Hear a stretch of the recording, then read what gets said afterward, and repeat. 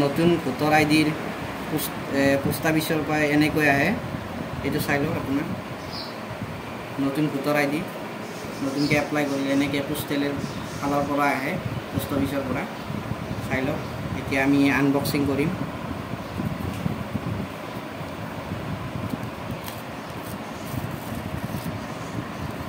কভাৰটো খুব ভাল দিছে সিল পেক আছে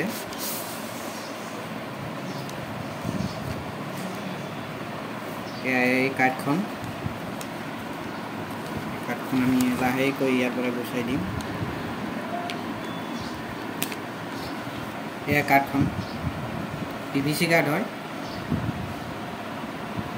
দুফালে প্ৰিণ্ট আছে ষ্ট্ৰং আছে কাৰ্ডখন কোৱালিটি বঢ়িয়া গ্লছি হয় এখন একনলেজমেণ্ট আছে ভিতৰত ভোটাৰৰ সংকল্প